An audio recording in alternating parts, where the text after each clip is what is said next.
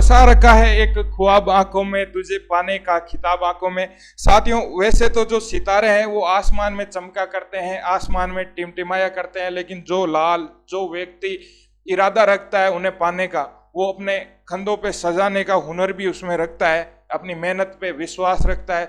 साथियों, हमारे YouTube channel पे हमें पता है कि सबसे ज़्यादा वही साथी जुड़े हुए हैं जो राजस्थान पुलिस की तैयारी करते हैं, चाहे एसआई हो, एएसआई हो। तो साथियों, आज आपको हमारे चैनल पे एक ऐसी शख्सियत से मिलने का मौका मिलेगा, रूबरू होने का मौका मिलेगा, जिन्होंने मात्र 20-21 साल की उम्र में एसआई भर्ती 2021 में अपना परचम लहराया है, अपनी मेहनत को एक मुकाम दिया है, और जो थानेदार की नौकरी होती है वो इतनी कम उम्र में पाई है। तो हम वो राज, क्योंकि एसआई भर्ती बहुत बड़ी भर्ती है, तो बहुत सारे साथियों आप भी ख्वाब देखते होंगे कि हम भी इस उम्र में अपने कंधों पे सितारे सजाए। तो उसका रास्ता क्या है, उसका जो मंजिल पाने का जो रास्ता है वो कैसे तय करें, तो उस पर अपन पूरी चर्चा करेंगे। पहले तो मैं इस प्लेटफॉर्म पे हमारे जो खास मित्र है, मेरे दोस्त ही है, और रिचपाल जी गोदारा साहब, तो इनका स्वागत करता हूं। आपका बहुत बहुत स्वागत है हमारे YouTube चैनल पे, और आप हमारे साथियों से बात करें, उन्हें थोड़ा मंजिल दिखाए कि हम जो एसआई की भर्ती है उसमें कौन सी टेक्निक अपनाए, किस प्रकार से इस भर्ती में अपना अचीवमेंट प्राप्त करें। सबसे पहले तो दिनेश जी, आपका बहुत बहुत धन्यवाद अपने इस YouTube प्लेटफॉर्म पर मुझे आमंत्रित करने के लिए। मेरा नाम रिचपाल है, जैसा कि सर ने बताया, और मैं डेदाना तहसील के जावला मेरानाथा निवासी हूँ। मैंने फाइनल ईयर के दौरान ही एसआई का फॉर्म भरा था। जब मैं महाराजा से बीएससी कर रहा था तो उसी टाइम एसआई की वैकेंसी आई हुई थी, और ये मेरा राजस्थान का पहला ही एग्ज़ाम था। इससे पहले मैंने आईआईटी जेई और जेई मेंस का एग्ज़ाम दिया था, उसमें जेई मेंस क्लियर हो गया था, पर सर आईआईटी जेई एडवांस नहीं होने की वजह से। एक चीज़ आप बताइए कि आपकी ऑल राजस्थान कितनी रैंक लगी है।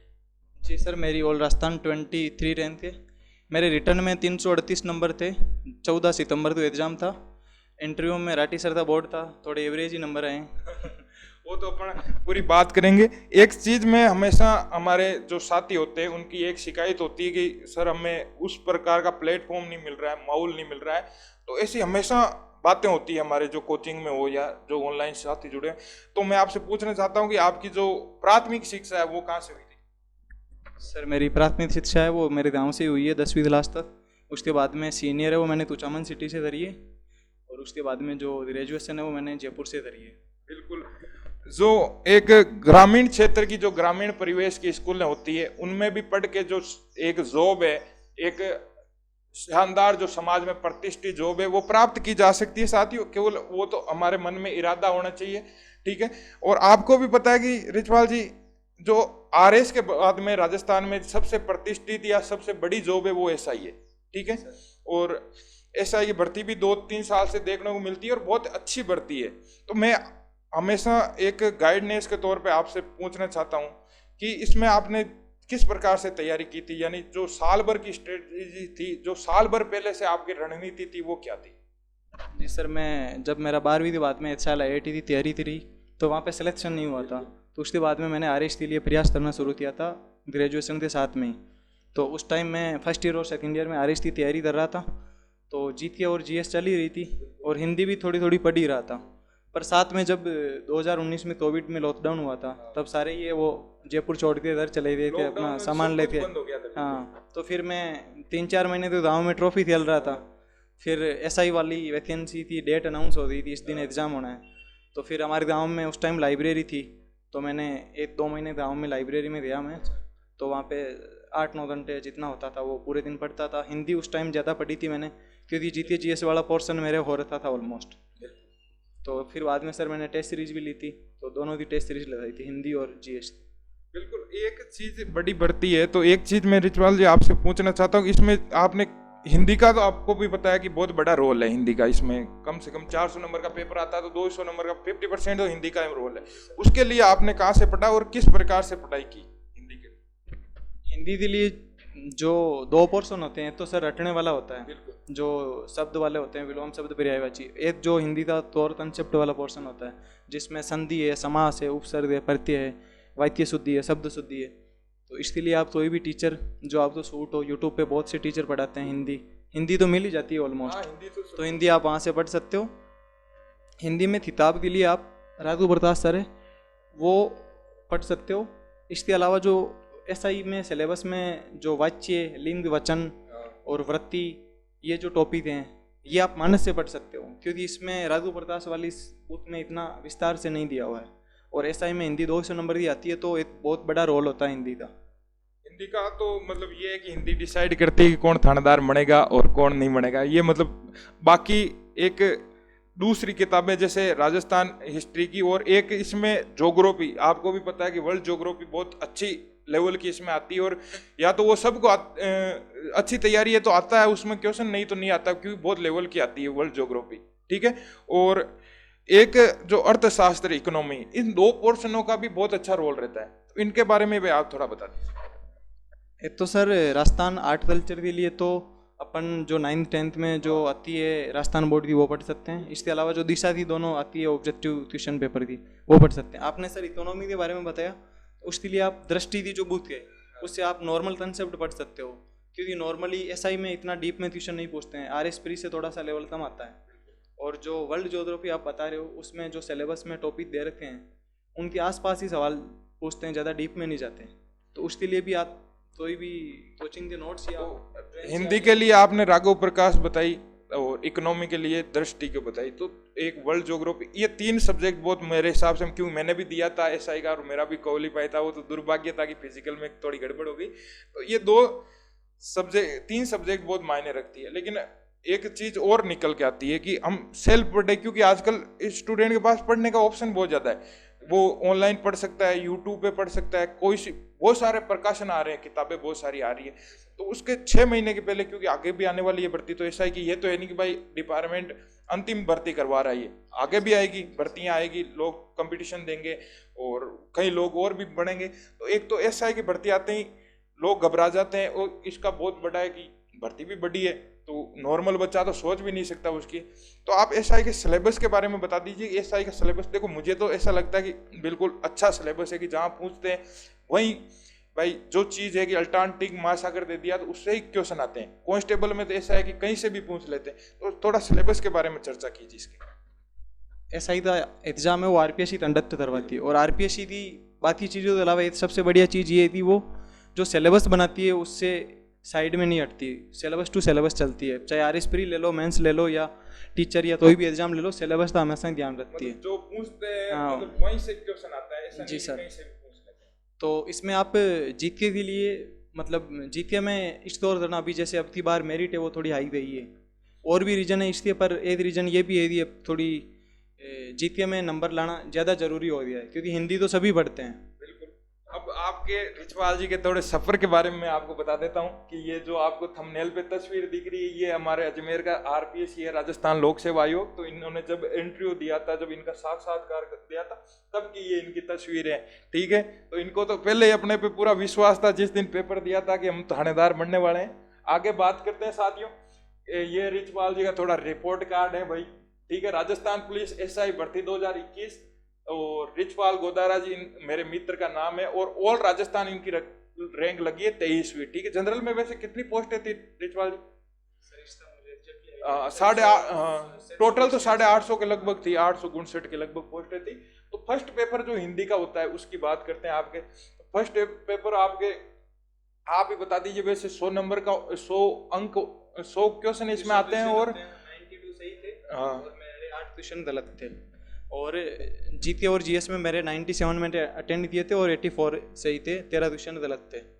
अपन पहले पेपर की बात करते हैं रिचपाल जी। जो 100 तो इसमें क्वेश्चन आते हैं, हिंदी का पेपर होता है, एक ही दिन में 2 पेपर होते हैं, 2 पेपर पहले और 2 पेपर बाद में, और 200 नंबर का ये अंक 200 अंक होते हैं इसमें। तो आपने कितने अटेंड किए इसमें से? मैंने सर हिंदी वाले में पूरे 100 क्वेश्चन अटेंड किए थे। 100 हाँ।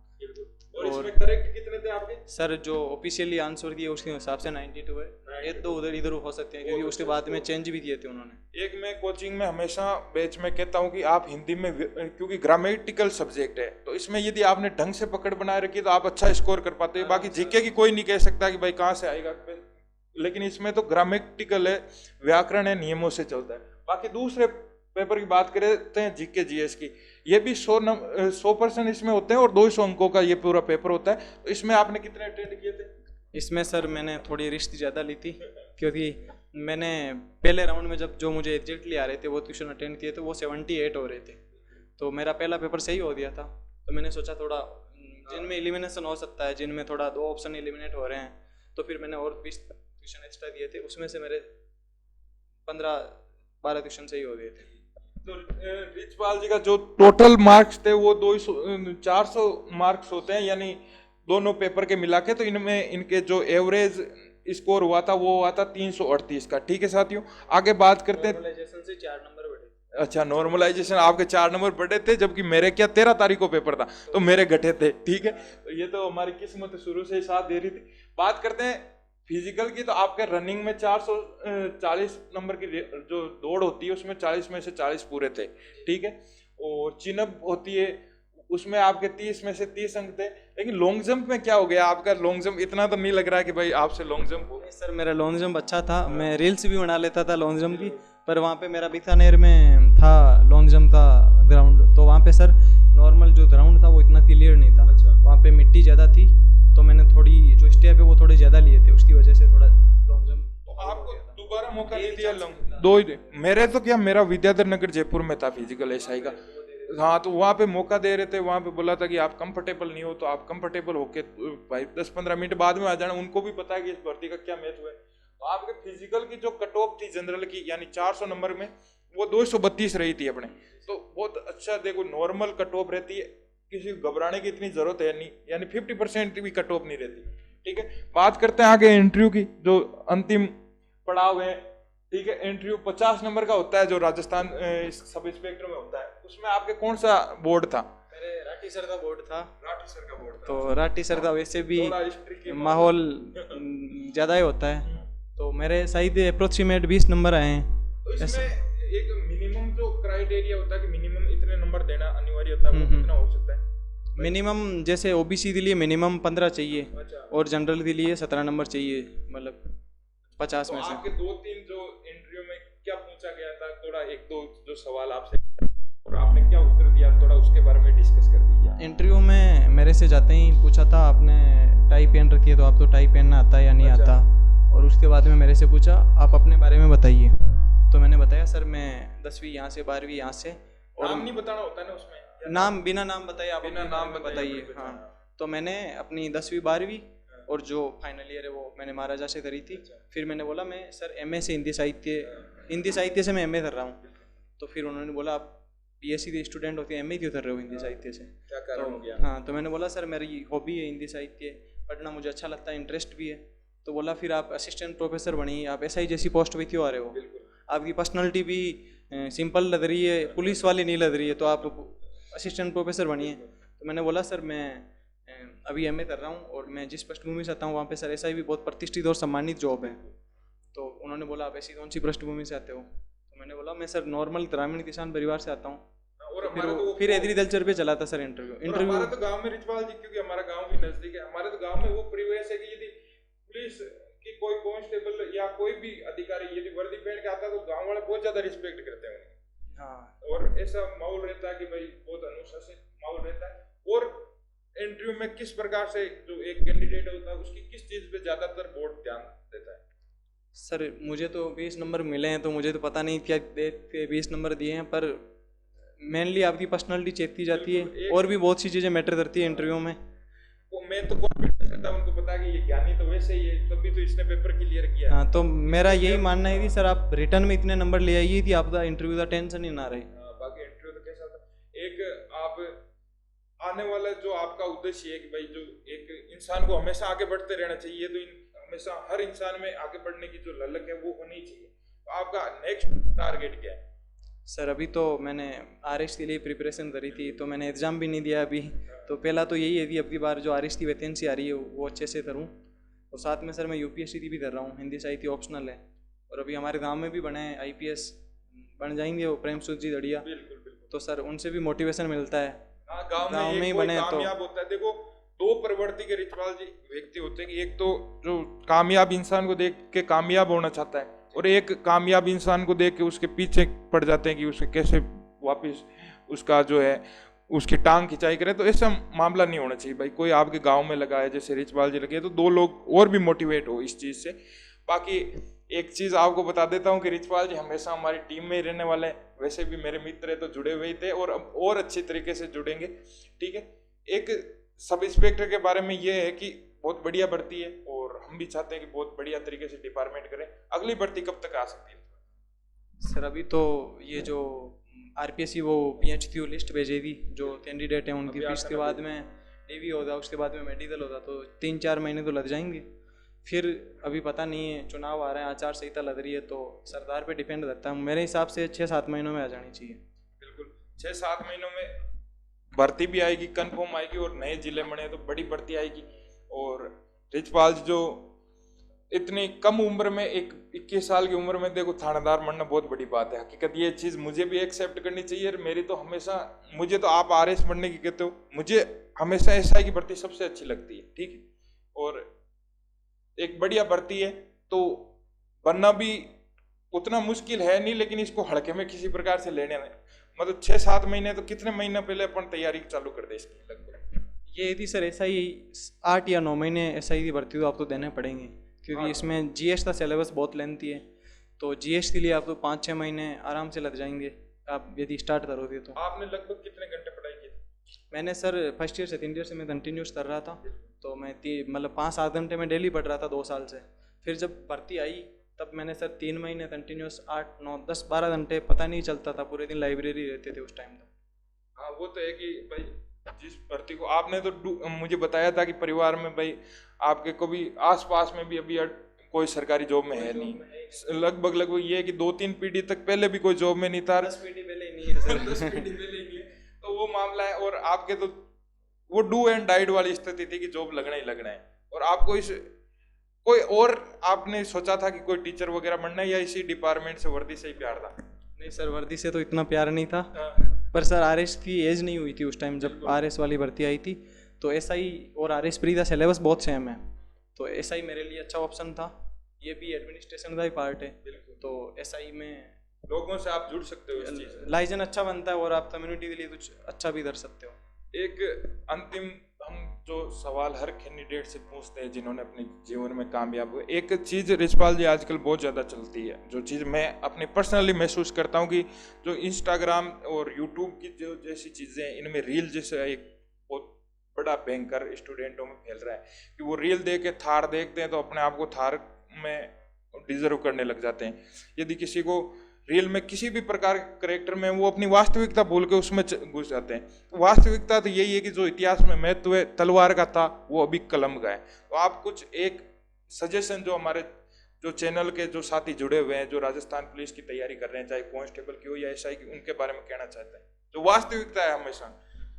मैं तो यही कहना चाहूँगा, इंस्टाग्राम में जो रील्स में जो शॉर्ट टाइम प्लेजर मिलता है उससे अच्छा है आप 1 साल अच्छे से मेहनत कीजिए, फिर आप और भी आप सामाजिक और आर्थिक परिस्थिति आप बहुत अच्छी धर सकते हो। आप जॉब लगती है, आप फैमिली को बहुत हैप्पीनेस दे सकते हो। हाँ, हकीकत तो यही है कि हमें नौकरी की ज़रूरत है और सबसे प्रायोरिटी उसको देनी चाहिए, ठीक है। और रिचपाल जी से रूबरू होकर आपको ये भी विश्वास हो गया होगा कि एक सामान्य घर से, सामान्य छोटे से गांव से निकल के भी हम एसआई जैसी बड़ी पोस्ट पे अपने आप को प्रतिष्ठित कर सकते हैं, चाहे हमारे परिवार में कोई नौकरी में हो या नहीं हो, या हमें गांव की सरकारी स्कूल या गांव के स्कूलों में शिक्षा मिली हो या नहीं मिली हो।